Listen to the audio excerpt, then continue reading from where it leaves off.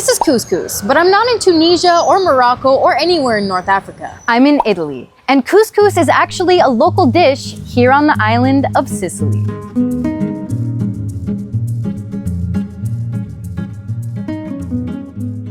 For 250 years, Sicily was part of the Islamic Empire. And even though this might not seem like a very long time, it was long enough for the Muslims to leave their mark on the island to this day. In this video, we're gonna find out what remains of Muslim Sicily in the modern day culture, architecture, and food of the island. Let's go.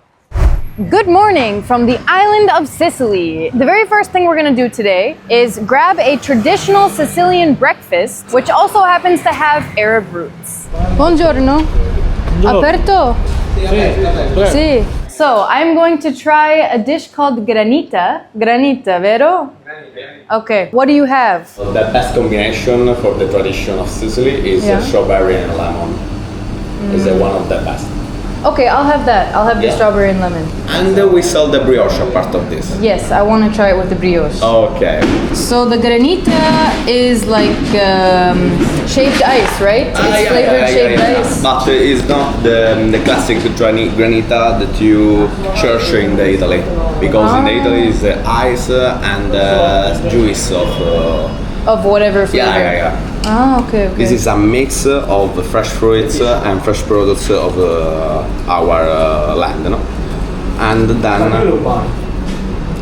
we mix with a percentage of water. Okay. And we can do this beautiful. It's beautiful, yeah. Is there any place to sit out here? There is a park. The park? A park, I don't know the name of the park. Just through the door? Yeah. After the door there is a park, there is an entry park, and there is the bench of to sit. That'll be perfect. Yeah. Okay. So how much for these? 5.50 cents. Okay. This for you. Thank you so much. Grazie. How do I say goodbye? Ciao. Arrivederci. Okay. Arrivederci. Ciao. So this is a traditional Sicilian breakfast. Here we've got the granita, which I got in the two traditional flavors, the lemon and the strawberry. It's served with brioche or just a roll. They'll eat this any time of the day, but it's most often eaten in the morning. Okay, let's give this a try. Yeah, it's super light. It's not too sugary and it's fresh. Now I'm gonna try it with a little bit of this brioche, which is very soft. And I was told by the guys it's gonna be very filling. The bread is so good. And it's not a bad combination actually. Like, I was kind of skeptical about it at first, but it's actually quite good. So what does granita have to do with the Muslims? As the story goes, Sicilians had always eaten ice during the summer to kind of cool down. But in the past, it used to be unflavored. So basically they would have these people whose job it was to climb to the top of Mount Etna, which is the volcano here on the island of Sicily. And they would collect the ice and bring it back down. And when the Arabs took over the island, they taught them a lot about refrigeration, so they were able to keep that ice cooler for longer. And they also introduced the idea of adding a flavor, of adding some kind of juice to this ice. And so the granita was born. The first example of Muslim architecture that I want to show you guys is the famous Palermo Cathedral that actually used to be a mosque during the times of the Islamic Empire and has since been converted into a cathedral. Besides the very Muslim horseshoe arches that you can see behind me here in the entranceway, there is one hidden gem from when it used to be a mosque that you can still see today. And that is right outside the entrance here. The leftmost pillar still has a little Quranic verse on it, written in Arabic. Wow, I'm honestly surprised I actually found it. All right, let's go in.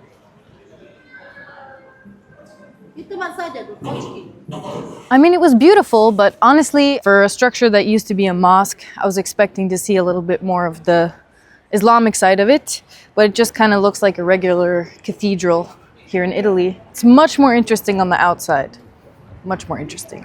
Spoiler alert, I'm in China, so you can look forward to the very exciting series we have coming up here. You might not know this, but I didn't grow up traveling. Actually, I grew up in a small town. Before I started traveling the world, I made my first big move from my home state, Minnesota, which is in the northern part of the US, just south of Canada, to California for college. It was a big adjustment for me. I didn't know anyone there, and it was a completely different culture. People made fun of the accent I had, and I couldn't even recognize any of the grocery stores.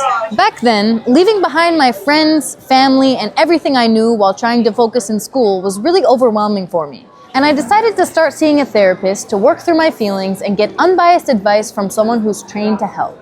With therapy on BetterHelp, the paid partner of this video, I've been able to use the skills I got back then to hop around anywhere in the world and not feel overwhelmed by big transitions. Even to places where I can't read any of the signs and I can barely communicate with anyone. BetterHelp is perfect for me because it's 100% online, which allows me to meet with my therapist from anywhere I feel most comfortable, on my own time. To get started on BetterHelp, you'll fill out a short questionnaire so you can get matched with the best therapist for your needs. Once you're matched with someone, you can always switch at no extra cost if they aren't the right fit. If you're looking for help getting through a big transition in your life, whether it's a move, the loss of a loved one, or a new job, I can personally attest that therapy has helped give me the skills to better handle all of the above. Click the link in the description or go to betterhelp.com/20camels and get 10% off your first month of therapy. This structure behind me is another excellent example of something that was built during the era of Muslim rule, but then converted into something Christian. Nowadays, it's known as the Norman Palace,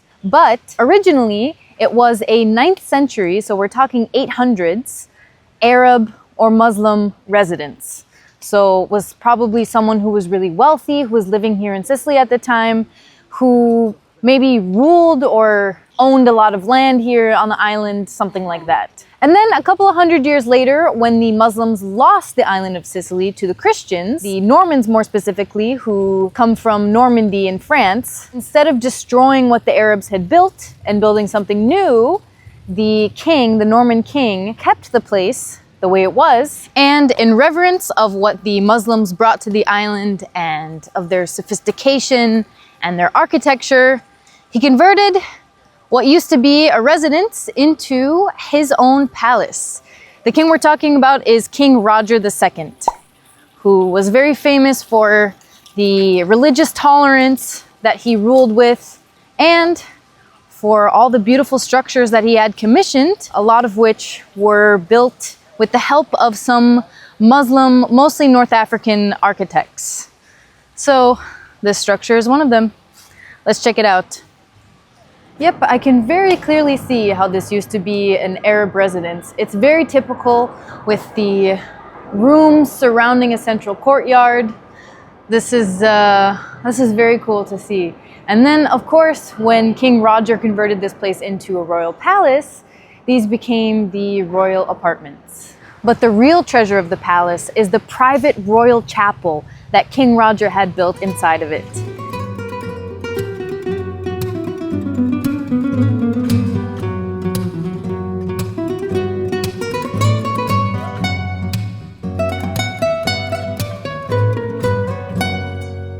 You can really get a feel for how much respect and honestly admiration the Christian king of Sicily had at the time for Muslim culture. From the colorful mosaics whose geometric patterns reminded me a lot of those in Andalusia and Morocco, to the ceiling that had these vaulted, honeycombed structures on it made out of wood that I just recently learned are called makarnas or makarnas. I don't really know how to pronounce it, but that is a very commonly seen structure in Islamic architecture at the time. You'll see very similar structures in, again, Andalusia and Morocco. Very cool to see it all the way here in Sicily as well. And even more impressive that it was made out of wood. And when I zoomed in super closely, I also noticed that there was some Arabic script on the ceiling as well. So that was really cool. It was just like the perfect marriage between a Christian chapel, a Christian church, and honestly, probably some of the best Muslim imagery and design that was around at the time. And even though the Normans did take the island of Sicily away from the Muslims, I think there's no better form of flattery and respect than imitation. I just did not expect all this stuff to be in places like Sicily, in Italy. It's crazy. This is the Mercato Ballarò, one of the oldest markets here in Sicily. I'm not surprised that this place feels like a giant souk or a Arabic style market with all the awnings, the narrow streets, and the vendors trying to get you to buy whatever they're selling. It's said that the origins of this market can be traced all the way back to the Islamic Empire. It's very cool, very interesting vibe. Okay, I've just been brought in to try cheese and honey. Wow. It's good. Buono, buono. Grazie. Which one, which one? Uno, You see? 2, 3, Eh? 4. Che es eso? Che es eso? 10 euro. I can't bring that many. I can't bring that many. One. Uno, one. Uno. Quale? This is how they get you to buy things. Quale? Picante. Ok. Piccante. 2. Ok. Okay? 10 Okay. euro. 10 for 2. No, 6 5. euro. 5. 5. Ah, io mi ho la partita, la 13.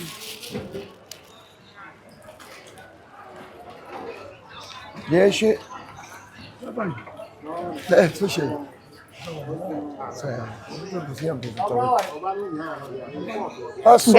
Grazie.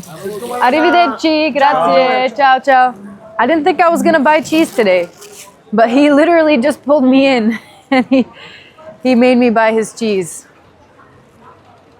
That's very souk-like behavior, I have to say. Wow, look at this. Around every corner here in Sicily, you can find something that makes you think, that looks kind of Muslim influenced. I don't know, could be wrong. Looks suspiciously like a mezzanine for a mosque. But again, completely spitballing here. You never know though. سامحني. تونسي. تونسي. ذكرتك. لا مش ذكرتك. ظاهر. سمعت اللهجة التونسية. أنا انفلونسرز من أمريكا أما عايش في تونس تو. شرف. فما برشا توانسة هوني في سيسيليا ها؟ في باليرمو. وفي مزارة ديل فالو زادة برشا نشرفوا. عايشك. I have noticed a lot of Tunisians here in Sicily, in Palermo so far. I heard him listening to something in the Tunisian dialect and I was like, no way. He must be Tunisian. That was cool. And now, the moment you've all been waiting for, I'm gonna try Sicily's couscous. I even found a restaurant that's called Couscous. So, my expectations are high. Buongiorno. Do you have couscous? Yes, the fish and vegetable on meat. Fish. Okay, one. Yeah. Take away. For here. Okay. Sit down. Yeah. Over there. And one cerveza. Birra. Oh, okay, perfect. Grazie.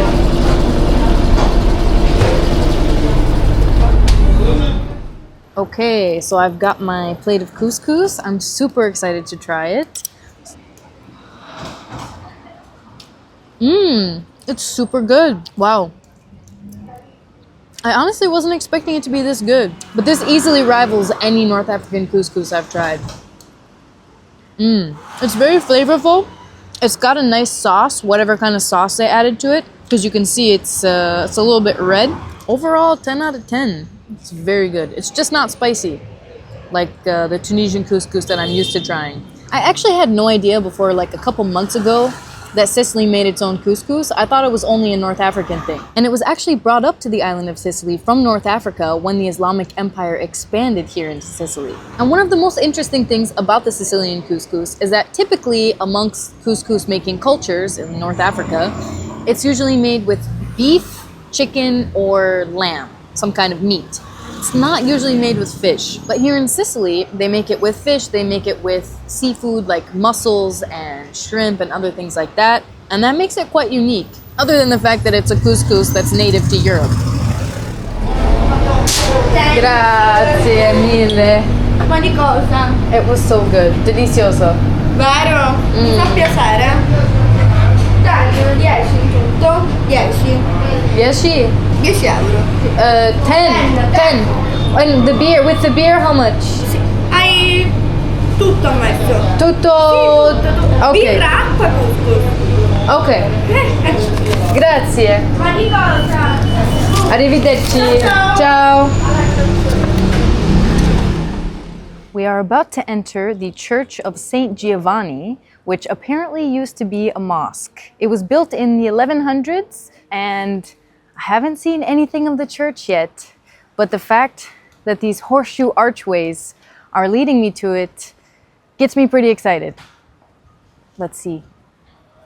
Wow, this looks super old. Oh my gosh.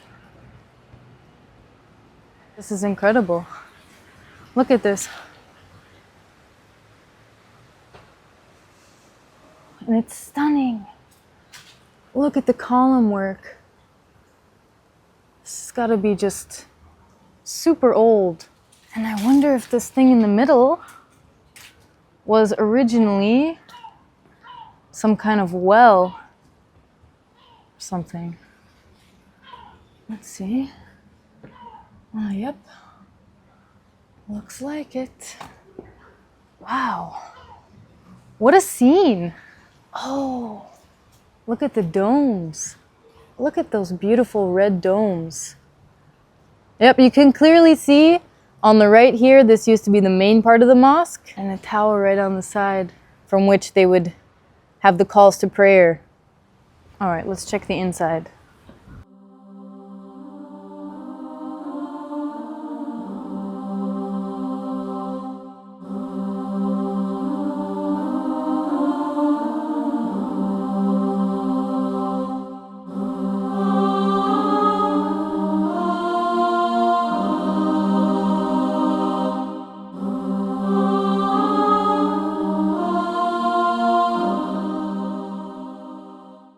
I just took the train to a little town called Cefalù, about an hour away from Palermo on the northern coast of Sicily. And I came here to show you guys something that I couldn't find in Palermo, but is very Muslim and left over from the Islamic Empire. So hopefully we'll be able to find it here. Fingers crossed. This is the first smaller village I'm visiting here in Sicily, and I really like it actually. It's cute. The streets aren't as busy, it's calmer. I would be down to visit more places like this. Super nice.